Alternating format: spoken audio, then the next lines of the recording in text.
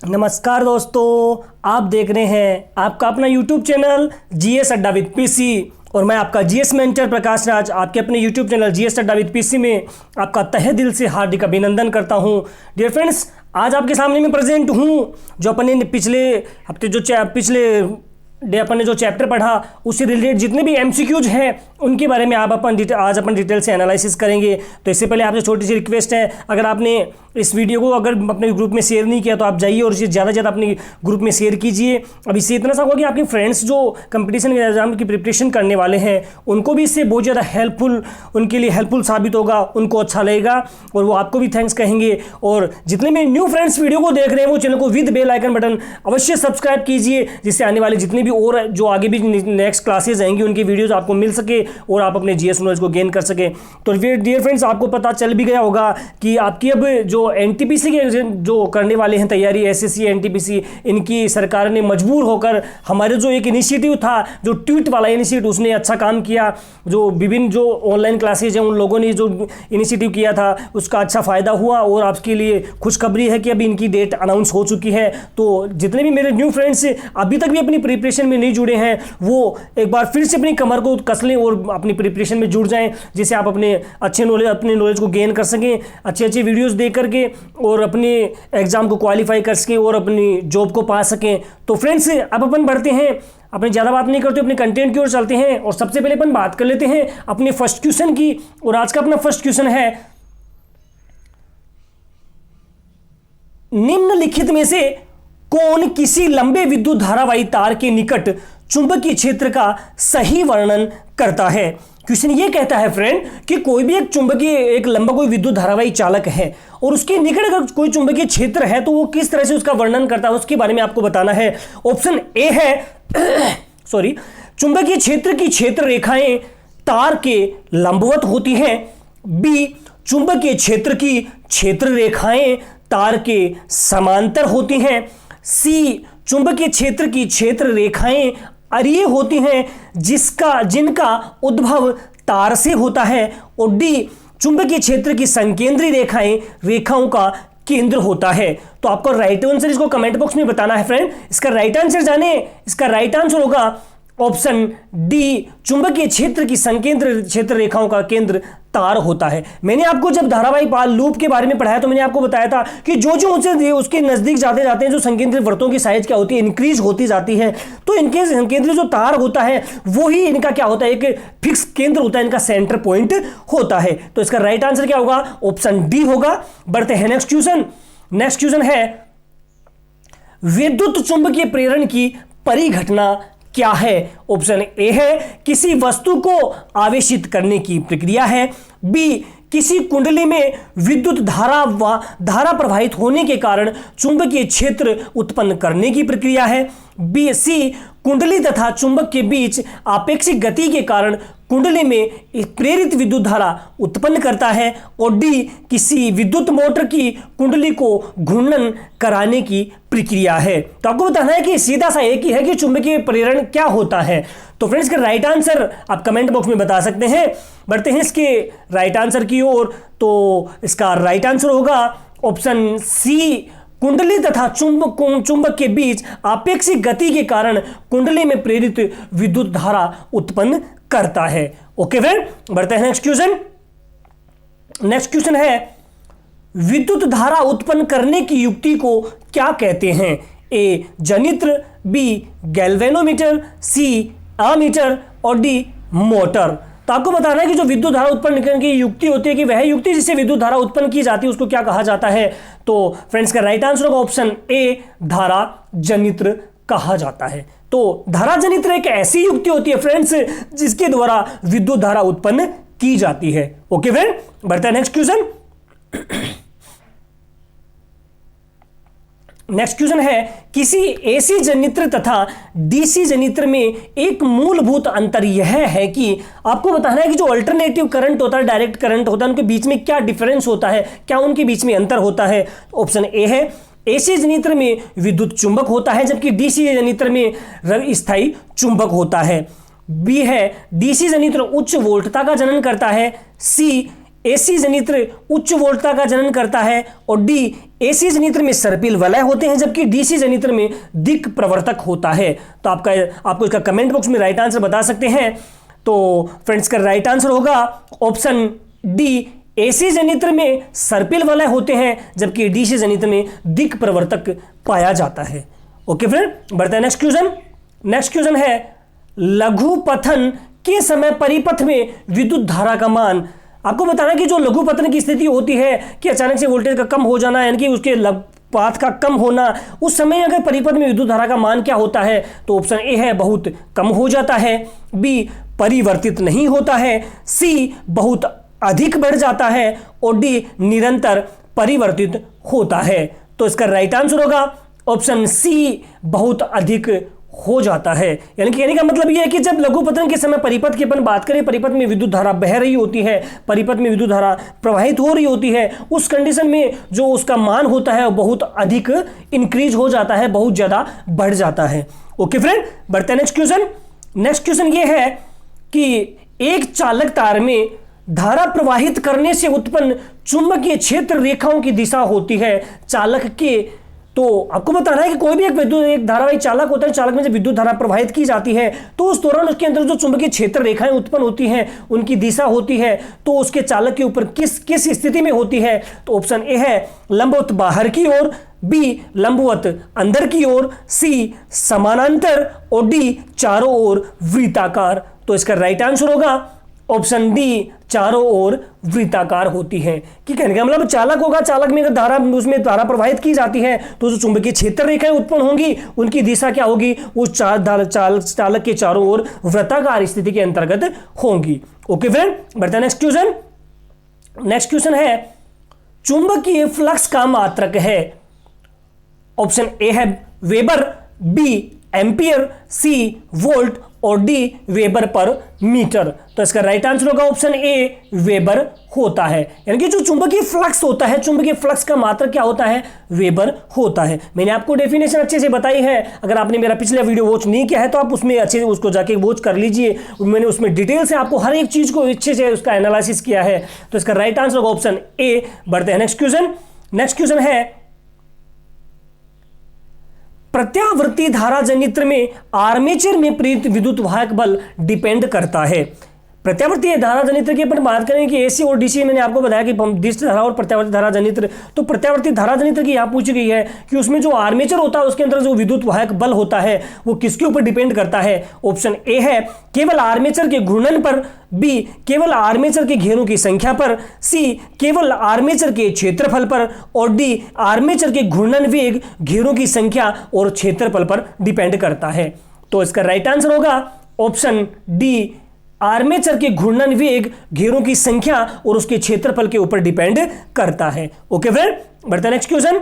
Next question है चुंबकीय बल रेखाएं अथवा चुंबकीय क्षेत्र रेखाओं से निर्धारित होता है। ए चुंबकीय क्षेत्र का आकार, बी केवल चुंबकीय क्षेत्र की दिशा, सी केवल चुंबकीय क्षेत्र की सापेक्ष प्रबलता और डी उपरोक्त 2 व 3 दोनों। तो इसका राइट आंसर होगा ऑप्शन डी, उपरोक्त 2 व 3 दोनों। कहने का मतलब यह है कि जो केवल चुंबकीय क्षेत्र की दिशा के ऊपर से निश्चित होता है और साथ में जो चुंबकीय क्षेत्र की सापेक्षता की उसकी जो प्रबलता, उसकी मजबूतता होती है, उन दोनों बातों के ऊपर डिपेंड होता है। ओके फ्रेंड, बढ़ते हैं नेक्स्ट क्वेश्चन। नेक्स्ट क्वेश्चन है विद्युत तथा चुंबकत्व के मध्य संबंध की खोज किसने की? आपको बताना है कि जो विद्युत और जो चुंबकत्व होता है उनके मध्य के संबंध, उनके आपसी रिलेशन के बारे में सबसे पहले किसने खोज की थी? ऑप्शन ए है न्यूटन ने, बी फैराडे ने, सी मैक्सवेल ने और डी ऑरस्टेड ने। तो इसका राइट आंसर होगा ऑप्शन डी, ऑरस्टेड ने की थी। ओके फ्रेंड, बढ़ते हैं नेक्स्ट क्वेश्चन। नेक्स्ट क्वेश्चन है घरेलू विद्युत परिपथ में विद्युन्मय तथा उदासीन तार के मध्य विभवांतर होता है। ऑप्शन ए है 200 वोल्ट, बी 150 वोल्ट, सी 210 वोल्ट और डी 220 वोल्ट। तो मैंने आपको इसके बारे में अच्छे से बताया था कि घरों में जो विद्युत परिपथ होता है उसमें किस तरह से उसका यूज किया जाता है, उदासीन तार क्या होता है, विद्युन्मय तार क्या होता है, इसके अलावा जो एक नेक्स्ट तार होता है जिसको अपन जो अर्थिंग का तार जिसे अपन कहते हैं अपनी भाषा में, उसका क्या यूज है, इन सबके बारे में बताया था। और मैंने आपको ये भी बताया था कि इसमें कितने वोल्ट का विभवांतर उत्पन्न लगा होता है। तो इसका राइट आंसर होगा ऑप्शन डी, 220 वोल्ट का विभवांतर होता है। यानी कि घरेलू विद्युत परिपथ में जो विद्युन्मय तार होता है और उदासीन तार के मध्य विभवांतर होता है वो कितने वोल्ट का होता है, 220 वोल्ट का होता है। ओके फ्रेंड, बढ़ते हैं नेक्स्ट क्वेश्चन।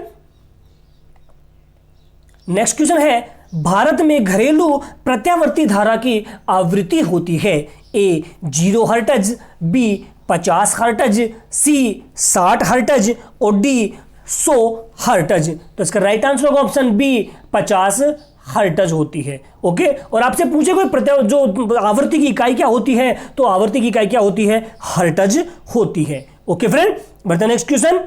नेक्स्ट क्वेश्चन है, वह यंत्र जो परिपथ में विद्युत धारा की उपस्थिति तथा दिशा बताता है, ए एमीटर, बी दिक्सूचक, सी गैल्वेनोमीटर और डी इनमें से कोई नहीं। तो इसका राइट आंसर होगा ऑप्शन सी, गैल्वेनोमीटर। यानी कि गैल्वेनोमीटर वह युक्ति होती है, वह यंत्र होता है जो परिपथ में विद्युत धारा की उपस्थिति और उसकी डायरेक्शन को बतलाता है। ओके, बढ़ते हैं नेक्स्ट क्वेश्चन।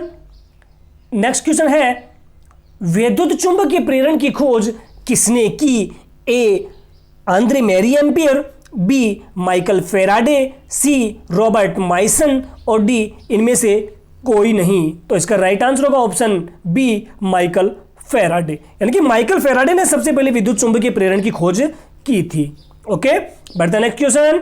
नेक्स्ट क्वेश्चन है, एमआरआई का विस्तारित रूप क्या है, A magnetic resonance imaging, B magnetic resistive interference, C magnetic resource interpreter, C none of the above. यानी कि इनमें से कोई नहीं।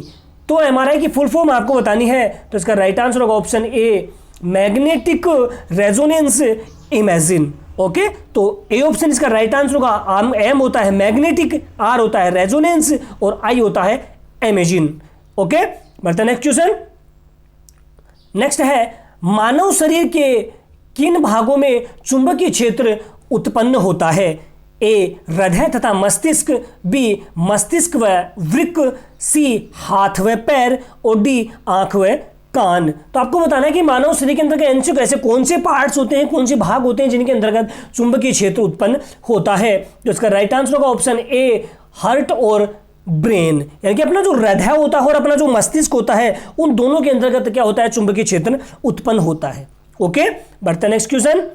नेक्स्ट क्वेश्चन है, यदि एक दंड चुंबक के टुकड़े को तो टूट कर दो टुकड़े हो जाते हैं तो क्या होगा। आपको बताना है कोई भी एक छड़ चुंबक या दंड चुंबक जिसको अपन कहते हैं, अगर वो टूट कर उसके दो टुकड़े हो जाते हैं तो क्या होगा, ए दोनों टुकड़ों का चुंबकत्व समाप्त हो जाएगा, बी उनमें से हर एक चुंबक रहेगा जिसके एक छोर पर उत्तरी ध्रुव रहेगा और दूसरे छोर पर दक्षिणी ध्रुव, सी प्रत्येक के केवल एक ही सिरे पर चुंबकत्व रहेगा दूसरे पर नहीं, डी दोनों में से जो लंबा टुकड़ा होगा उसी पर चुंबकत्व रहेगा। तो ये तो बहुत इजी सा क्वेश्चन है फ्रेंड, आप आसानी से इसका जवाब दे पाएंगे। कोई भी एक छड़ चुंबक अगर वो टूट कर दो टुकड़ों में टूट जाती है तो उस पर क्या होगा, तो इसका राइट आंसर होगा ऑप्शन बी, यानी कि उनमें से हर एक टुकड़ा क्या आएगा, चुंबक की तरह कार्य करेगा और उसका हर एक भाग उत्तरी ध्रुव और दूसरा भाग दक्षिणी ध्रुव रहेगा। ओके फ्रेंड, बढ़ते हैं नेक्स्ट क्वेश्चन।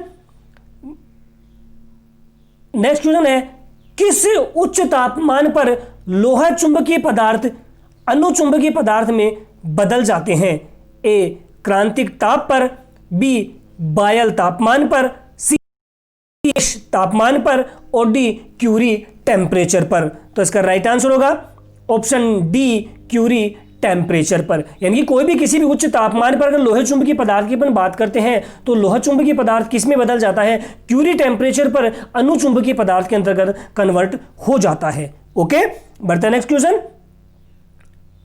नेक्स्ट क्वेश्चन है, एक प्रबल विद्युत चुंबक बनाने के लिए कौन सी वस्तु अधिक उपयुक्त होगी, ए वायु, बी नर्म लोहा, सी इस्पात और डी तांबे और निकेल की मिश्र धातु।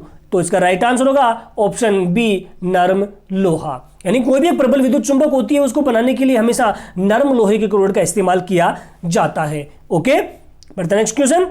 नेक्स्ट क्वेश्चन है चुंबक में चुंबकत्व सर्वाधिक होता है, ए मध्य में, बी किनारों पर, सी ध्रुवों पर और डी पूरे चुंबक पर। तो इसका राइट आंसर होगा ऑप्शन सी ध्रुवों पर सबसे अधिक चुंबकत्व होता है। यानी कोई भी एक चुंबक होगी, उस चुंबक के ध्रुव हो गए, यानी कि उत्तरी ध्रुव और उसका नॉर्थ पोल और साउथ पोल, उन दोनों पे सबसे अधिक चुंबकत्व पाया जाता है, बजाय उसके बीच के, यानी कि बीच में कम होता है, जबकि उसके ध्रुवों पर सबसे ज्यादा चुंबकत्व पाया जाता है। ओके, बढ़ते नेक्स्ट क्वेश्चन। नेक्स्ट क्वेश्चन ये है प्रति चुंबकीय पदार्थ की चुंबकीय प्रवृत्ति होती है, ए धनात्मक व 1 से छोटी, बी धनात्मक व 1 से बड़ी, सी ऋणात्मक और डी शून्य। तो इसका राइट आंसर होगा ऑप्शन सी ऋणात्मक होती है। ओके, बढ़ते हैं नेक्स्ट क्वेश्चन।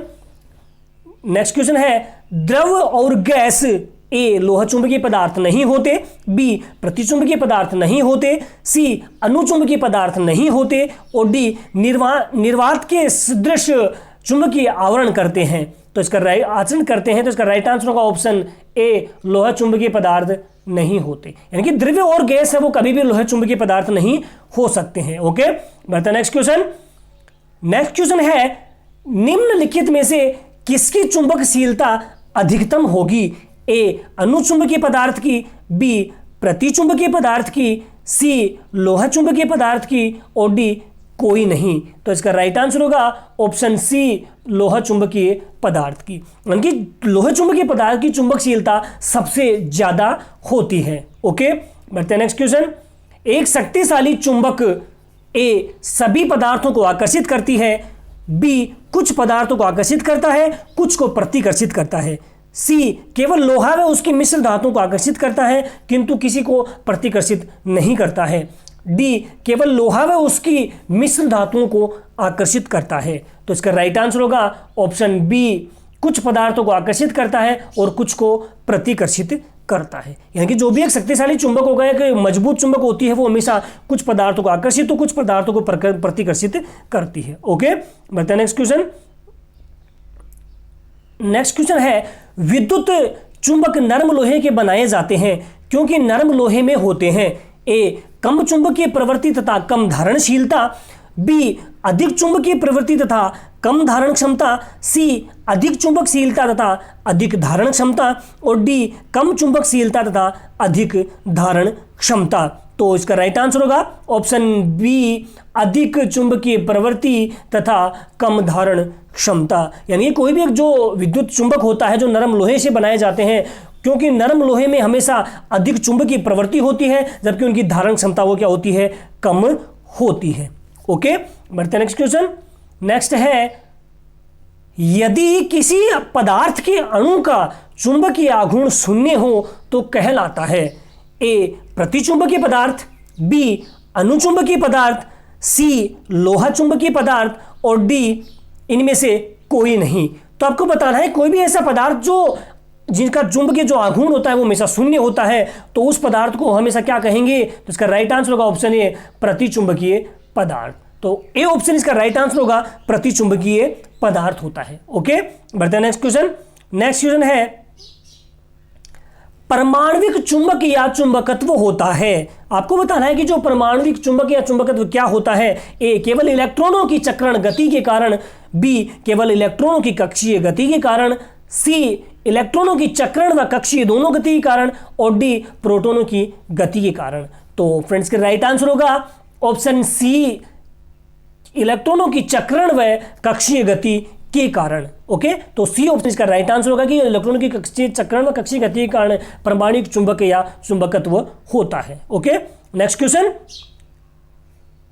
नेक्स्ट क्वेश्चन है चुंबकीय पदार्थों का वह व्यवहार जिसके फलस्वरूप चुंबकीय प्रेरण बी चुंबकीय क्षेत्र H से पीछे रहता है कहलाता है, ए चुंबकीय प्रवृत्ति, बी चुंबकीय शैथिल्य, सी निग्राहिता और डी धारणशीलता।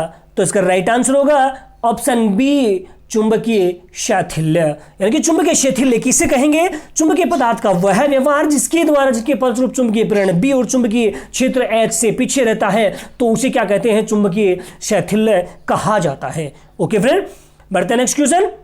नेक्स्ट क्वेश्चन है, चुंबक के पृथ्वी के चुंबकीय क्षेत्र के क्षैतिज घटक के कारण चुंबकीय क्षेत्र बल रेखाएं होंगी। एक बार फिर से रिपीट कर रहा हूं, पृथ्वी के चुंबकीय क्षेत्र के क्षेत्रीय घटक के कारण चुंबकीय बल रेखाएं होती हैं, यानी कि आपको बताना है कि वो किस तरह की होती है, उनके आकार कैसा होता है। ए दीर्घ वृत्ताकार, बी वृत्ताकार, सी चक्राकार और डी क्षैतिज तथा समांतर। तो इसका राइट आंसर होगा ऑप्शन बी वृत्ताकार, क्षैतिज तथा समांतर होती हैं। ओके, बढ़ते हैं नेक्स्ट क्वेश्चन। नेक्स्ट क्वेश्चन है, स्थायी चुंबक बनाने के लिए अधिक उपयोगी है। ए कॉपर, बी एल्यूमिनियम, सी कच्चा लोहा, डी स्टील। तो इसका राइट आंसर होगा ऑप्शन डी स्टील होता है, यानी कि स्थायी चुंबक बनाने के लिए सबसे ज़्यादा उपयोगी अगर धातु तो वो कौन सी है? स्टील होती है। इसके द्वारा बनाई गई चुंबक है वो स्थायी प्रवृत्ति की होती है। ओके, बढ़ते हैं नेक्स्ट क्वेश्चन।